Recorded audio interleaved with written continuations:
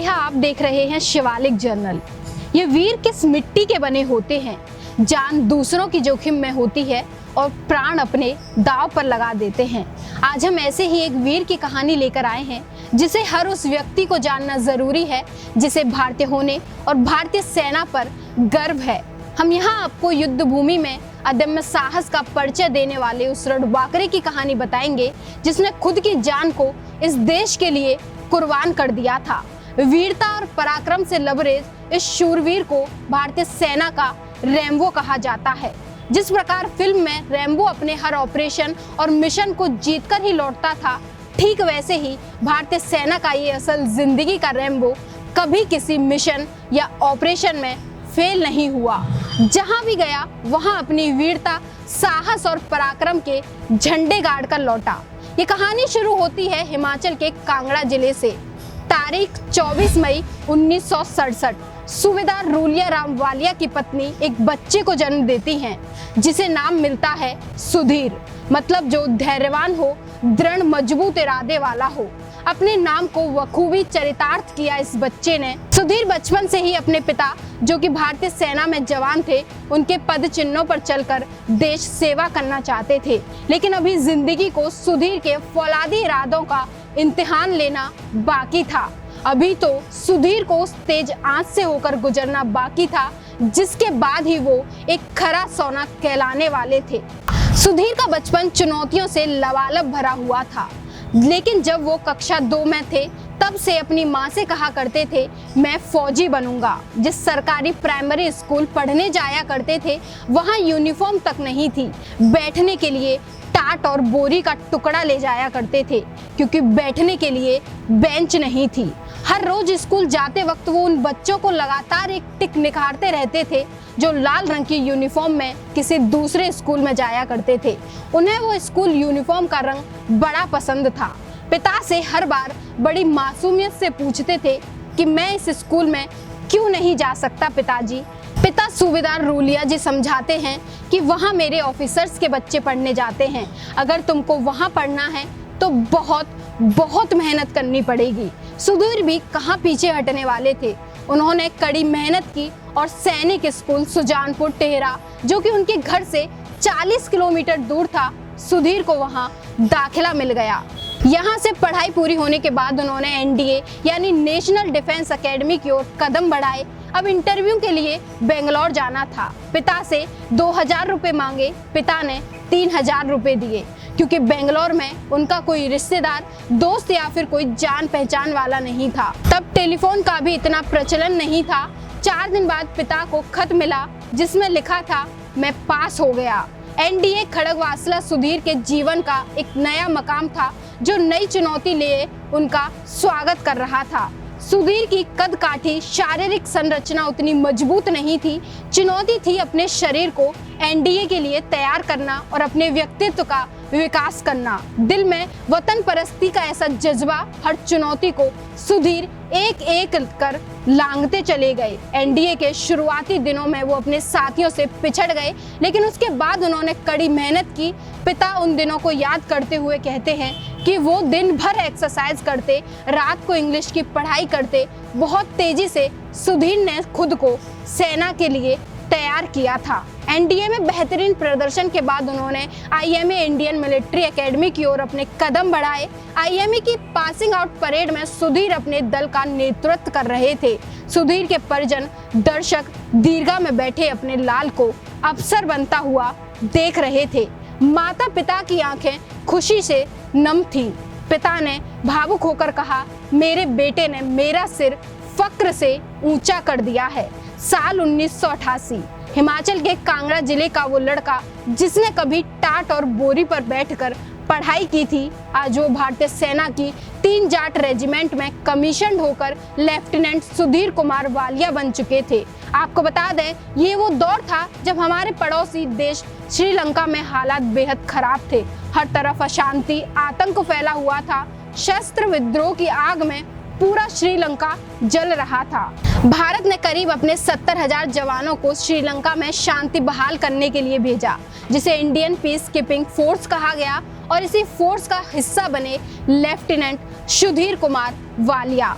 जंगल war में expert Sudhir Walia ने श्रीलंका में कई ऑपरेशन को अंजाम दिया, बहुत से लोगों की जान बचाई। साल 1990 में भारत ने अपने सैनिकों को श्रीलंका से वापस बुला लिया था। इस दौरान हमारे 1157 जवान वीर गति को प्राप्त हो गए थे।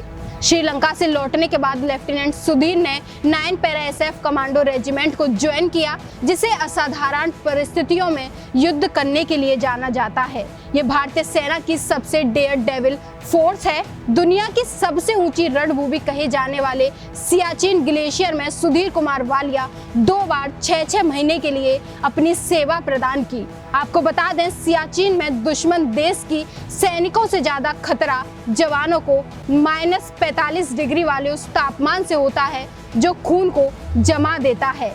मेजर सुधीर वालिया यही नहीं रुके, वो इस कदर सफलता की ओर अग्रसर थे मानो एक दिन आसमान की ऊंचाई भी उनकी सफलता के आगे बौनी साबित होने वाली थी।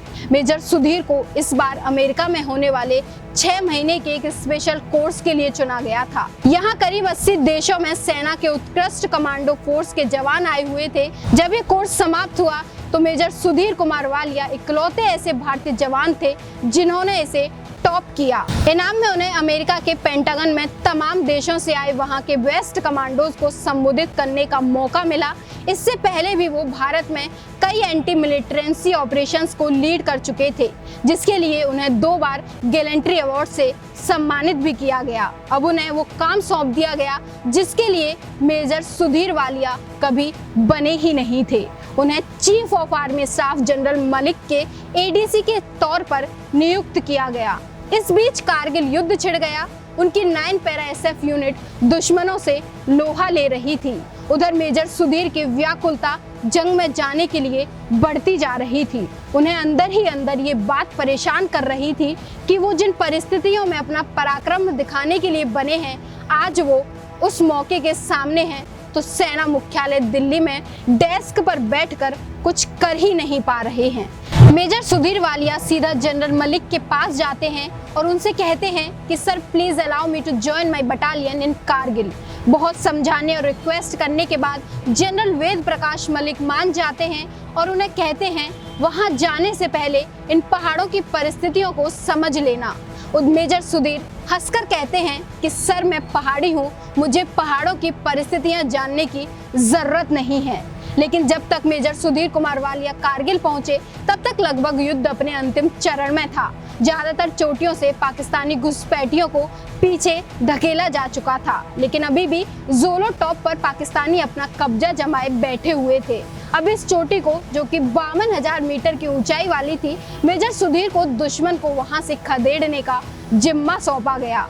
कारगिल युद्ध में समाप्ति की घोषणा से ठीक एक दिन पहले यानी 25 जुलाई 1999 को para commando major Sudhir Kumar Walia ने अपनी असॉल्ट टीम के साथ जोलो राइड पर धावा बोल दिया। ये हमला इतना खतरनाक था कि देखते ही देखते पाकिस्तान के 13 सैनिकों को ढेर कर दिया गया। इस हमले में भारतीय सेना के भी 5 जवान वीर गति को प्राप्त हुए थे। मेजर सुधीर वालिया की टीम ने जोलो टॉप पर तिरंगा फहराकर दुश्मन से वापस ले लिया, जिसके लिए मेजर सुधीर वालिया का नाम वीर चक्र के लिए प्रस्तावित किया गया। उनके इन्हीं असाधारण युद्ध कौशल के कारण साथी उन्हें रैम्बो कहकर बुलाते थे।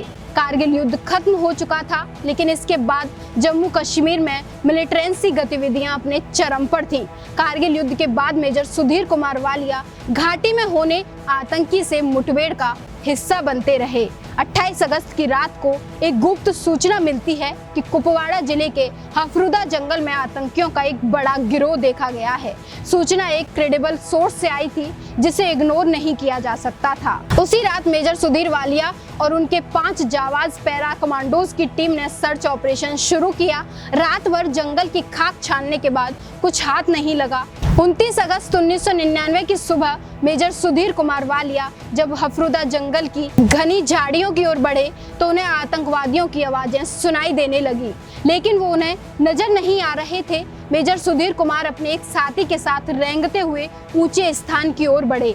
जब वो पहाड़ी पर पहुंचे तो उन्हें केवल 4 मीटर की दूरी पर खड़े 2 सशस्त्र आतंकवादी और उनके नीचे 15 मीटर की गहराई पर आतंकवादियों का एक बड़ा दल बंद ठिकाना नजर आया। मेजर सुधीर ने तुरंत एक नजदीकी आतंकी पर गोली चलाकर उसे मार गिराया और दूसरे आतंकी पर हमला कर दिया, लेकिन वो आतंकी कूदकर अपने ठिकाने में जा घुसा। मेजर सुधीर कुमार ने बिना किसी हिचकिचाहट के अपने साथी सैनिक द्वारा की जा रही गोलीबारी की आड़ लेकर आतंकवादियों के ठिकाने पर धावा बोल दिया। उस ठिकाने के अंदर मौजूद लगभग 20 आतंकी और इधर मेजर सुधीर कुमार अकेले ही उनके साथ गुत्थम गुत्था हो गए और मात्र 2 मीटर की दूरी से उन पर गोलीबारी कर 4 आतंकवादियों को मार गिराया। लेकिन इसी दौरान आतंकवादियों द्वारा चलाई गई गोलियों से भी मेजर सुधीर कुमार वालिया गंभीर रूप से घायल हो गए थे।